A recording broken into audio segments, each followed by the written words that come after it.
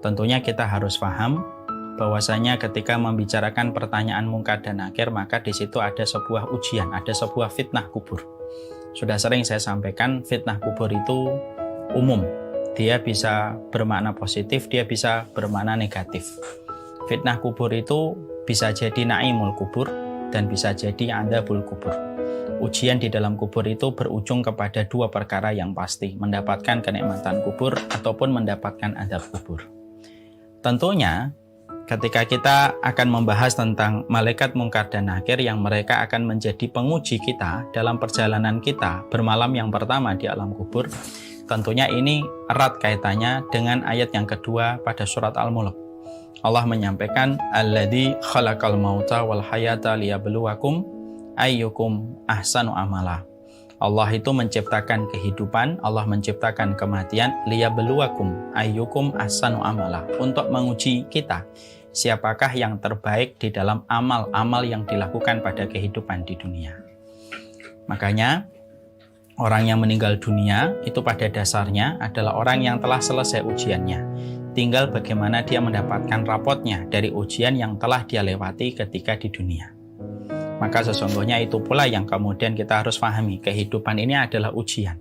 Kalau antum adalah orang yang ahli ibadah, misalkan ibu-ibu di majelis talim sahabiah, kalau ternyata adalah orang yang taat pun mendapatkan ujian. Orang yang taat itu diuji, apakah dia sombong ataukah tidak. Orang yang taat itu diuji ketika dia melihat orang lain merendahkan ataukah tidak. Orang yang taat itu akan diuji bagaimana riyanya, apakah mencari ridhonya Allah ataukah tepuk tangan manusia. Semuanya ujian. Kalau kita menjadi orang yang belum taat, maka itu pun ujian. Karena kita akan diuji dengan berbagai macam batasan-batasan dan larangan-larangan Allah pada kehidupan kita, sebesar apa kita meninggalkan batasan dan larangan Allah. Nah, itulah yang menjadikan kita paham kehidupan ini adalah ujian. Ketika kehidupan itu adalah ujian, maka kemudian kita akan mendapatkan hasilnya. Hasilnya itulah yang akan kita jumpai dalam kehidupan di alam barzakh. Makanya sudah sering saya menyampaikan dulu di awal-awal kajian kitab At-Tadhkirah, kita tentunya paham orang mukmin ketika melihat kematian itu bercampur dua perasaan yang menjadi satu. Bercampur dua hal yang mengharu biru menjadi satu. Yaitu adalah ketika orang mukmin itu melihat kematian ada rasa takut tetapi ada rasa harap. Ada khauf, ada roja. Khauf itu takut. Kapan dia takut? Dia takut ketika dia membayangkan amal solihnya yang masih terbatas ataupun masih compang-camping. Dia takut ketika dia khawatir taubatnya, istighfarnya belum tentu diterima oleh Allah menjadi taubatan nasuha dan belum tentu menjadi istighfar yang diterima oleh Allah. Ketika itu yang muncul, rasa takut muncul pada hatinya, mendominasi jiwanya. Tapi ketika rasa takut itu muncul, kadang-kadang disertai dengan sifat berharap. Bahwasanya seorang mukmin ketika melihat kematian tentunya dia berharap Allah itu maha pengampun, Allah itu maha penyayang, Allah itu maha rahmat, yang mana rahmatnya Allah itu mengalahkan sifat murkanya Allah. Dan kematian itu merupakan musim panen. Dari setiap apapun yang kita lakukan, dari setiap apapun yang kita kerjakan, musim panennya dimulai ketika seseorang itu berada di dalam alam barzakhnya dan terus berlanjut pada terminal-terminal berikutnya sampai nanti melewati sirat untuk diputuskan nasibnya ke surga atau neraka, persis sebagaimana apa yang telah mereka lakukan pada kehidupan di dunia. Makanya kita tidak boleh terlalu takut pada kematian, menantang kematian juga tidak boleh. Sikapnya antara takut dan harap.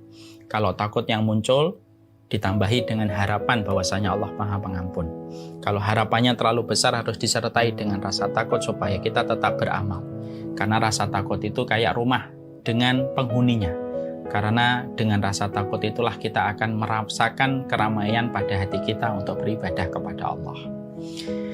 Setelah kita tahu bahwasanya kita diuji oleh Allah Subhanahu wa taala pada kehidupan kita, siapakah yang terbaik di dalam amalnya? Maka Fudail bin Iyad itu berkata, yang terbaik amalnya itu apa? Definisinya, indikatornya apa? Maka beliau mengatakan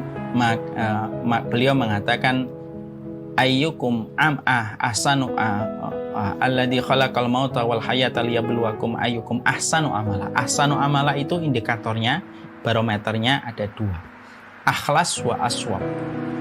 Sesungguhnya definisi barometer sebuah amal itu terbaik itu adalah yang paling ikhlas dan paling dalam ilmunya ketika bersumber kepada apa yang dicontohkan oleh Rasulullah Sallallahu Alaihi Wasallam. Setiap perbuatan selama dia selalu berdasar kepada petunjuk yang disampaikan oleh Rasulullah, berdasarkan petunjuk kepada sunnah yang dicontohkan oleh Rasulullah, dan betul-betul ikhlas di dalam hatinya, tidak ada yang dia niatkan kecuali adalah karena Allah, maka itulah amal yang terbaik, dan amal itulah yang akan membawa kebaikan pada kehidupan orang itu ketika dia berada di alam barzakh.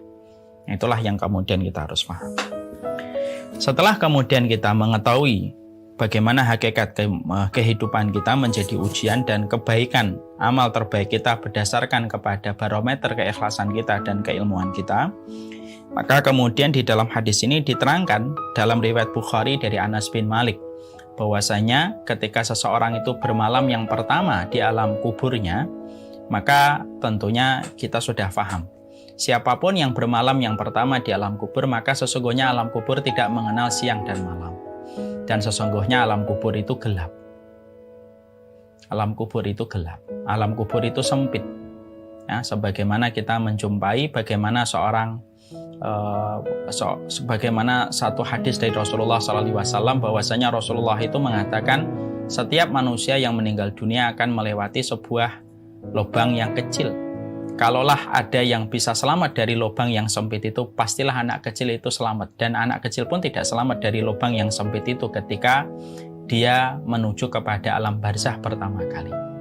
Makanya kita menjumpai Sa'ad bin Mu'adz, salah satu sahabat Nabi yang mana wafatnya saja mengguncangkan arsy-Nya Allah, saking begitu besar keimanan, itu pun beliau merasakan sempitnya lubang ketika beliau mengarak pertama kali ke alam barzakh. Karena alam barzakh itu ketika manusia dicabut, maka dia akan melewati sebuah lubang yang sempit sekali, lalu melewati sebuah tempat yang gelap. Kapanpun dia ditanam, kapanpun dia dikubur, kalaupun dia dikubur siang tetap gelap, kalaupun dia dikubur malam maka itu tetap gelap. Karena memang sifat dasar dari alam barzakh itu kegelapan. Sifat dasar dari alam barzakh itu adalah kegelapan. Makanya itulah yang mendapati kita sebuah korelasi yang kuat. Kenapa Rasulullah Shallallahu Alaihi Wasallam sering sekali mensifati sholat itu cahaya, as-sholatu nurun, was-sodaqatu nurun, was-siyamu nurun, wal-Qur'anu nurun. Rasulullah itu sering sekali mengkorelasikan ibadah itu dengan kata cahaya. Sholat itu cahaya, sedekah itu cahaya, tilawah itu cahaya, puasa itu cahaya. Bahkan kalau kita mau pergi ke masjid, kan doanya juga meminta cahaya. Allahumma ja'al fi qalbi nuran, waj'al fi lisani nuran, waj'al fi sam'i nuran, wa fi basari nuran. Ya Allah, jadikanlah hatiku ada cahaya, lisanku ada cahaya, telingaku ada cahaya, mataku ada cahaya, di depanku ada cahaya, di belakangku ada cahaya. Kenapa sering sekali Nabi itu mengkorelasikan setiap perbuatan baik itu dengan kata cahaya? Karena pada dasarnya itulah yang akan menerangi kehidupan kita di alam barzakh berdasarkan pelita-pelita yang kita kumpulkan dari amal-amal solih yang kita akumulasikan di dalam kehidupan kita. Makanya kalau ibu sholat pada dasarnya sedang mengumpulkan pelita. Kalau ibu menahan hatinya untuk tidak menentang suaminya, sedang menyalakan pelita hatinya. Kalau kemudian kita berpuasa, sedang mengumpulkan pelita yang nanti akan berguna. Pelita itu dalam kehidupan di alam barzakh. Makanya ketika orang mukmin bermalam yang pertama kali dan pertama kali mengarak ke alam barzakh, maka kuburan yang sempit, dia akan melewati sempit, tapi sempit itu akan membesar. Ya, sebagaimana ketika kita menjumpai ada sebuah lubang yang sempit kemudian membesar. Dan tidak ada yang membesarkan lubang yang sempit itu kecuali adalah amal soleh dan ketaatan yang dibenarkan oleh Allah dan dicatat oleh malaikat raqib. Kemudian alam barzakh itu akan bermandikan dengan pelita dan cahaya berdasarkan amal soleh yang kita lakukan. Itulah yang menjadikan kita harus paham bahwasanya setiap ketaatan kita, seluruh ibadah yang kita lakukan dalam parade ketaatan dan ibadah yang kita kerjakan, maka pada dasarnya itulah yang akan menjadi pelita dalam kehidupan di alam barzakh kita. Jangan pernah lelah untuk mengumpulkan cahaya, jangan pernah keletihan di dalam mengumpulkan pelita, di mana pelita itulah yang akan bermanfaat besar dalam kehidupan kita tepat ketika kita meninggal dunia.